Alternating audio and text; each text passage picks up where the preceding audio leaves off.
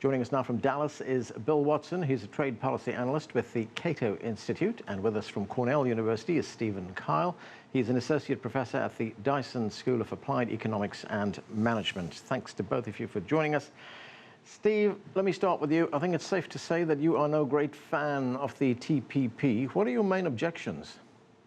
Well, the TPP, insofar as it's an old-fashioned trade agreement such as we are accustomed to seeing, which reduces tariffs and quotas and other direct barriers to trade, you expect to have some winners and losers, and you expect to see the people who are losing complain about that. But generally, you would expect the winners to outweigh the losers and the thing to go through. What the problem is here, though, is that this trade agreement is much more than a trade agreement. It includes provisions which we don't normally think of as trade-related, which normally wouldn't be included, but which do affect trade. In particular, the problem is where we are setting rules and standards in areas where there is ongoing domestic debate and no real consensus in the United States about what the rules here or in the rest of the world should be. In particular, in the environmental area, there is clearly ongoing debate, and those who like the rules that are set will be happy with it, although I don't think many people would be happy for a dispute resolution mechanism outside of the United States. Also, in terms of copyright and intellectual property, there are a lot of people who think that this is a danger to the freedom of the internet and really don't want to see these rules locked in. Bill, is this about big developed countries like the United States, like Japan, really extending their rules and regulations to poorer countries, developing countries? Well, there's certainly some of that going on. There are parts of the TPP, like Steve said, that will impose rules, whether they're labor and environment rules or intellectual property rules, on other countries that do benefit U.S. interests and maybe are not all that beneficial for consumers abroad. But the main part of the TPP is the free trade part. It's the reduction of tariffs and quotas, the elimination of protectionism. And I think that the value of the TPP is that there are lots of protectionist policies in place in the region. And to the extent that the TPP eliminates those policies and reduces that protectionism, you will see economic growth and development, increased consumer choice, and increased quality of life. So there is a cost to the TPP. It's not perfect, but I don't think that you necessarily need to throw out the good just because it's not perfect. Steve, what about that? Barriers are going to drop. Everyone's going to win in this. Well, sure, you might say that, but no, not everyone's going to win. There are going to be sectors of the economy which win and sectors which lose. Even the most ardent free trade proponent would agree with that there are winners and losers, and normally we would expect to go for an agreement because the winners can compensate the losers and everybody might be better off down the road. However, in the short run here, there is reason to doubt whether a country like Vietnam really would enforce labor standards that we might like them to have. Sure, it would be a good thing if they did. I don't really believe that they'll do it. And if they don't, and we go into a dispute resolution mode, it could take years. If the evidence of dispute resolution mechanisms from past trade agreements is any indication, it would be a very long time, plenty of time for workers to be out of a job before any dispute actually got resolved. Right, and Steve, isn't it a good thing then that what we're seeing here is the export of America's best practices, where it concerns things like the protection of intellectual property, labor rights, even access to the internet? Well, if you agree that the rules that they've set are what we ought to be exporting, then sure, you'd be in favor of it. But some of the provisions for intellectual property rights are not ones that everyone agrees on, even here in the United States.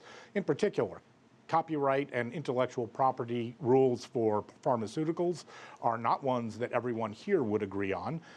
Certainly, the internet and openness of that are areas where there is considerable debate and disagreement with what is provided for in the agreement. Bill, I want to read to you what a Democrat congressperson who is opposed to this agreement had to say. Her name is Rosa DeLauro. She's an opponent, as I said, and she said, It would have us do more business with several low-wage countries which are undemocratic and where human rights and where there are human rights and labor abuses. To which you would say what? Well, I think that it's a little premature to expect the TPP to solve the human rights problems of all of the countries. I don't think that's the TPP's job. And frankly, I think that it is very short-sighted to believe that Americans shouldn't do business with people who live under oppressive regimes, who live in countries where the government treats them differently than they do in the United States. The economic benefits from increased trade are there. They're there for poor people in every country, and especially, I think, for Vietnam, you will see improved access to the U.S. market, making a big difference not just for consumers and businesses, but for wages for workers, much more so than labor provisions that might or might not be included in the TPP. You will see increased productivity really changing people's lives in Vietnam as they begin to make more and make more money as investment flows into the country that wasn't there before. Do you buy that, Steve, that it's okay for the United States to trade with anyone they wish? Well, sure, and countries always are going to trade with anyone they wish. But the real question here is, sure, Vietnamese workers might be made better off by this, but the complaints here in the U.S. are, what about U.S. workers? And there certainly are identifiable cases, auto parts among others, where the workers are not going to be better off, and they're not crazy to be complaining about it. Well, explain that to us, because that is one of the main criticisms of the TPP. We've heard that this agreement would be a job killer in the United States. Steve? Well, the normal supposition on a trade agreement is that you have an agreement which is a negotiation, and that's why it's done in secret, to be quite honest, because you don't want to watch the sausage as it's being made. And then when you get the package at the end of the day, there are going to be some sectors where markets are open for our exports and other sectors where our markets are open for our trading partners. And that means that some people are going to win and some people are going to lose. And you present that as a package which presumably the pluses outweigh the minuses. The problem with this agreement is not only in that area where it is entirely predictable that the losing sectors are going to complain and not like it, but the areas which are not so directly related to direct trade interventions, such as copyright law and environmental regulations, which it is feared can be used as a wedge to get rid of environmental regulations that we might actually like in this country. It's not necessarily a settled thing that a compromise between the current United States trade position and our trading partners is where we would end up at the end of a full and open debate in this country. And until we have that full and open debate, it's hard to say that we really ought to lock in rules internationally because we don't really even have a consensus here. Bill?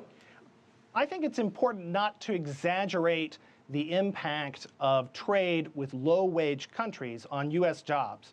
The kind of work that might see increase in investment in places like Vietnam and Malaysia in what is low-skilled labor is really not something that the United States is particularly competitive at or should strive to be doing. There are countries at a lower level of development where people are looking for jobs that pay less, that are better than what they do now. And it's not something that directly competes with U.S. workers, most of whom are higher paid and more productive. Okay, very quickly, Steve, is this going to be approved by Congress? I think it'll be a fight, and the passage chances aren't enhanced by the fact that we're doing this in an election year. There's going to be lots of demagoguing on both sides of this, but there are some real issues which ought to be debated. And personally, I think it's unfortunate that it's going to be debated in the context of an election where you can count on people making extreme statements and grandstanding to the cameras. Bill? Yeah, the election is certainly not something that's beneficial to intelligent debate on trade issues. Trade is always an issue that politicians like to demagogue about. that they like to blame foreigners and foreign trade for all kinds of problems. And so when you see them running for election and having to vote on trade, I do think that it complicates the picture for passage of the TPP.